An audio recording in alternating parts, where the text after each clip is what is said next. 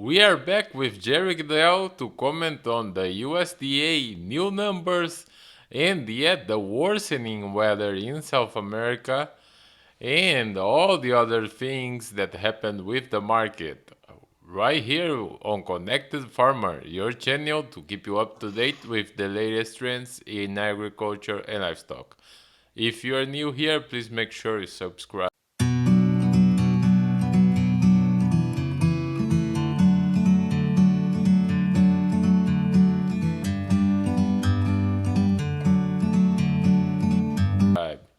So Jerry, how are you today? Let's jump right in on the new USDA numbers for soybeans. We are seeing higher ending stocks, and the same story is true for corn. You're right, Luis. It turns out that, interestingly enough, there was a lot of people looking for some substantial increases here in the U.S. Crop size, which was modest, it was up 10 million type situation, month over, from November, I should say, till January here. But it and that, but the carryover stock. Interesting. The USDA decided to kind of hold the line on both their crush and exports here in the U.S., just given the fact that we just had this 2/10 of an increase in our U.S. yield. And going back in history and looking at things, it seems like it makes some sense. I guess the interesting twist on it is that many states did have some record or near tied their records on yields here across the eastern corn belt and the southeast, but basically the northern plains, North and South Dakota, Minnesota, definitely got beat up pretty badly on their yields. So I guess there's lots of what could have been the size here if we didn't have that major drought problems there in the northern plains this year. On soybeans and corn, the same thing.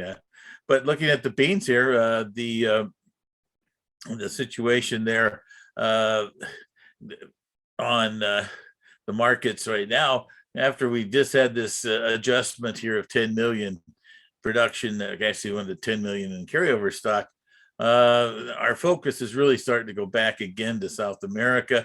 Boy, we've really experienced some, at least by the indications here, some pretty nasty weather that culminated here as we go into this weekend.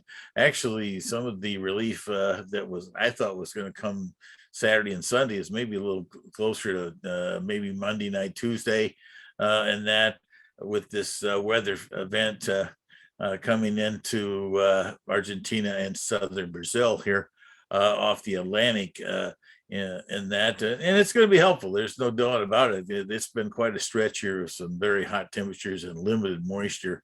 I think actually on my weather apps that I look at, I'm not sure I saw any drop of rain anywhere in Argentina in the last 5 to 7 days, at least for 5, and it could be 7 days, that I have not seen even a one cloud out there to put in moisture on the ground. And when you're talking about temperatures in the high 90s to 110 type situation in Fahrenheit type of scenarios, that's not good for any crop. And I think that's the thing, that we're starting to see some of the same kind of photos we saw and internet updates in Paraná and Rio Grande are starting to look that same way in some of the crops in Argentina from there. So, but despite all that, this market kind of bounced back after the report on Wednesday for a day. But this week's exports were better than the week before, but they sure weren't exciting on both, all of them really. But soybeans, the same thing. And then today we had another kind of sluggish day here in the beans, because everybody say, well, let's just see what this weather has to do down in South America. And another always feature here that always makes commodity traders a little spooky is the fact that we have a 3-day weekend. Monday is off because of our national observance of Martin Luther King Day. And so that being said, that just added another, oh, well, I'll wait and see type attitude here on what happens in South America. But I think the real twist of it here is that will we see a big change in the weather after this event? Will we go back to the same hot and dry scenario we've had, or are we going to have a complete flip around here? There's been some of the models projecting that. We'll see if it happens to be the case. Yes, yeah, I think that definitely played a role during this week because the crop changes in South America were really significant according to private consultancies. Oh, no doubt. Yeah, we've every one of the. I'm not sure there's a consultancy that didn't lower their number or come in with a pretty substantial number, even starting the week before this. And the USDA now, they didn't go down to those numbers by any means, but their aggressive number down to 139 for Brazil and took off also a number of 3.5 million. Down to 46 and a half, as I think I remember here for Argentina. They acknowledged the issues that were going on there. And I think the one interesting thing that probably occurred, not so much in Brazil, but definitely in Argentina's crop size, there's this their second crop kind of beans that they plant after wheat down there. Boy, this weather was not good for that crop. Just kind of emerging after the seedings here. And one thing about soybeans, they can hang in there for a lot of heat and dryness, but they have to get up to a certain height so they can kind of shade themselves and kind of be a little bush there. And I'm not sure there's many of those seedlings got that far along, but the same kind of features are happening in corn too on these crop conditions. So. Yes, and what are you seeing in terms of the wheat world? Well, the wheat is an interesting one here. The market keeps kind of looking to Australia, and Argentina is getting a little better crop size. And that we haven't had a lot of tendering activity. We did have some here on this Friday here, where Algeria came in. And interestingly enough, I think they've got in a little bit of a fight with the European traders, and they're not real interested in buying French wheat. I thought they were getting a bad deal, so they kind of ended up promoting other places, and of all things, they ended up buying Argentine wheat along with the Russian wheat here this week. But they did buy something, so the wheat market. Also, the big feature in wheat was the crop size and the demand ideas. And boy, they make a lot of changes in the U.S. wheat numbers. They decreased imports, they decreased feed, they decreased exports, and all of a sudden we were up 25, 30 million on our carryover stock. One way or the other. The twist of this whole thing is I kind of feel like that the export situation, as it always sometimes is that the U.S. dollar has a real big factor in that. And because I think we got some pretty good quality wheat this year from the standpoint that we didn't have, we had a pretty dry kind of end of the season, and that usually promotes good protein. But the real twist on U.S. wheat was the acreage number on the plantings for the coming year here that was released for winter wheat. And that number came through, probably in the 300,000 to 400,000 acres larger number than the trade was looking for. The one thing it really has confused a lot of analysts and myself a little bit in this thing has been the USDA's, or excuse me, I should take that back. The crop insurance RMA agencies reports of enrollment for this coming 2022 crop, and it had been lagging behind last year, and it was kind of concerning. And so that when it came through with reports of plantings being up 750,000, that did end up keeping that market on the defensive. But the quality, assuming the condition of the U.S. wheat crop is still pretty poor, I'm not sure certain states were down here. I think in Texas, we might even be below 25% good and excellent. and that. But both Kansas and Oklahoma's data from earlier this week saw some slippage on it too. And so I sense that that's the interesting thing about it. We can plant it, but does it get harvested? Does it get grazed out? There's a lot of things that happen, but the absolute numbers didn't help the wheat market this week in the U.S. And then at this point, the winter wheat dormancy can kind of hang on. It's really what does the weather do in April. If it comes back with some good rains and all that kind of stuff, then things will bounce back. But it's long ways till then. So we still got a lot of things to keep an eye on in the wheat market from there. Now, getting back to the USDA numbers, there wasn't a huge change for the exports for the three commodities. Overall, no. Well, we slipped a little bit there in the wheat. We didn't change anything in the beans. The one that came through and we haven't really discussed yet is this corn S&D number.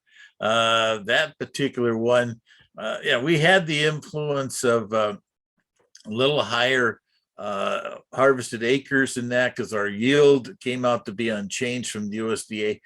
Boy, though, I'd have to say, when you went through some of these individual states on this final number, boy, we had some that bounced back pretty aggressively. Illinois, though, took off another 2 or 3 bushels there. Minnesota that jumped up in November went down. We had the same situation in Northern Plains.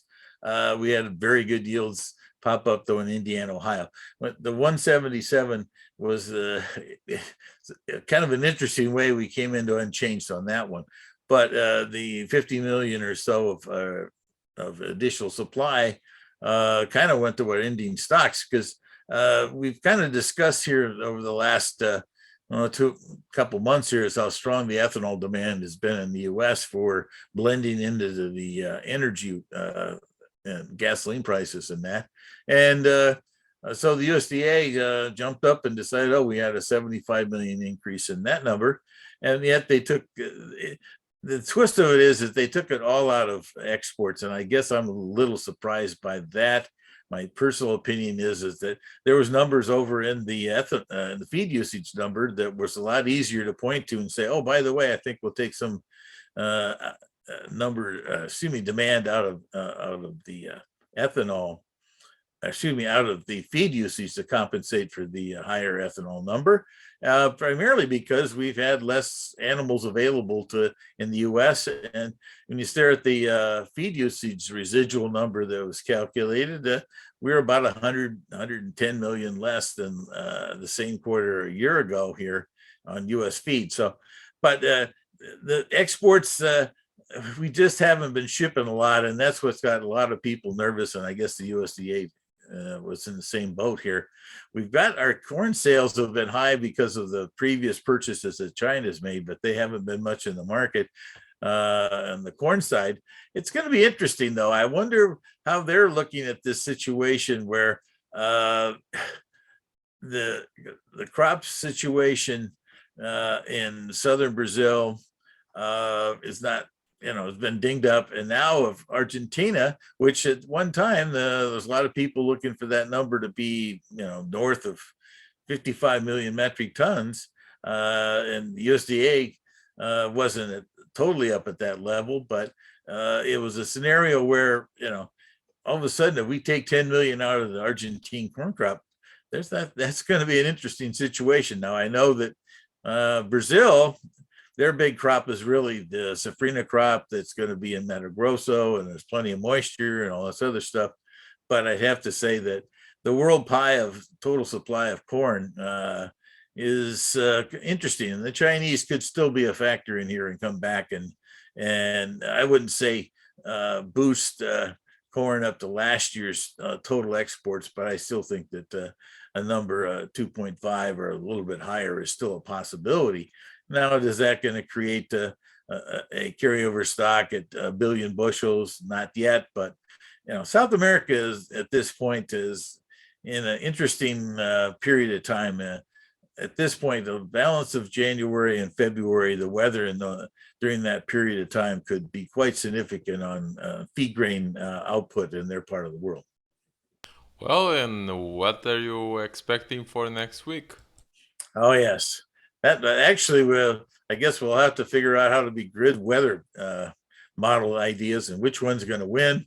From there, the European model has been kind of generally expecting that this change in weather that's going to come in here over the next 3 to 5 days is going to linger on the rest of the month. And while the U.S. model is less enthusiastic about that trend and the fact coming back. I kind of feel like that there's still enough uncertainty that this market's not going to really just totally buckle under South America because it's a long ways away. And the other thing is interesting is I think that between now and next week we're going to get a lot more reports of what's already happened.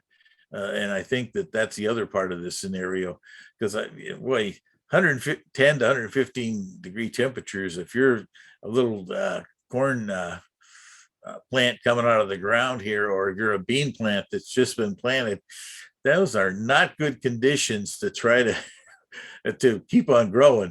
I know that plants have the great ability to hang on if they've got something established, they've got a root system going, they that kind of stuff. They've got some growth into them, and they can hang on a little bit. But when you're just trying to get your life started with a little seedling, sometimes that heat doesn't. You don't have enough effort in your life to be able to get the root system down there to find the moisture you need or things like that. So, but I guess I don't see a lot of new news, and that's the other thing that always makes people nervous. We in the world of commodities and that when we get back after Monday's holiday here in the U.S., we will be looking at trying to see if there's any new news around and things like that. Hopefully, it's not because we've had any change in the Russian and Ukrainian border issues or things like that. But there's always interesting times that come out of 3-day weekends. All right, sir. Thank you and have a great week. You bet. And we will, I guess, stumble into it. I guess I don't have a strong opinion other than I just feel like this market has a lot of uncertainty yet as to what kind of crops we're going to have in South America. And maybe, though, we'll see what that things develop here on our outlook for the rest of 2022. Thank you. Mm-hmm.